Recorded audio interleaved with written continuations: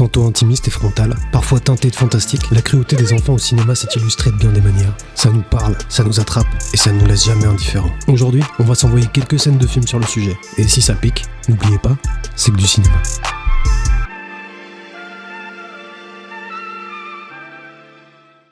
Jojo, c'est un petit Allemand solitaire qui a pour ami imaginaire Adolf Hitler, tout simplement. Sa vision du monde est mise à l'épreuve quand il découvre que sa mère cache une jeune fille juive dans leur grenier. Jojo va devoir faire face à son nationalisme aveugle. Une fable poétique, drôle et grave, portée par un petit personnage à la vision complètement tronquée de la guerre.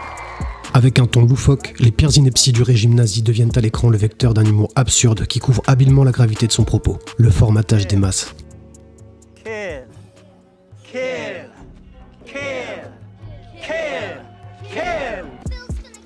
Plusieurs disparitions d'enfants sont signalées dans la petite ville de Derry dans le Maine. Au même moment, une bande d'adolescents doit affronter un clown maléfique et tueur du nom de Gripsou, qui sévit depuis des siècles. Pour info, la peur des clowns s'appelle la coulrophobie. Dernière adaptation récente du livre de l'immense Stephen King, ce sont deux films qui, sans renouveler le genre, s'extirpent de nombreux clichés et proposent une imagerie soignée et originale.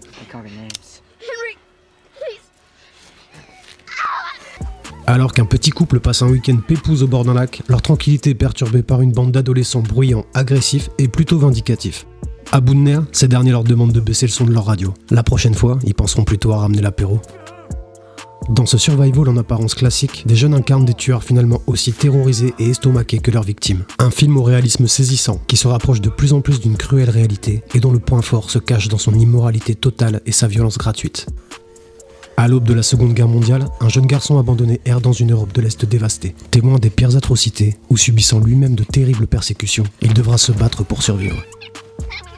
Il n'y a pas un soupçon de bienveillance dans ce film. Les personnages sont sadiques, malsains, et on finit par ne plus faire la différence entre les scènes de guerre que l'on nous montre et les actes de cruauté des civils.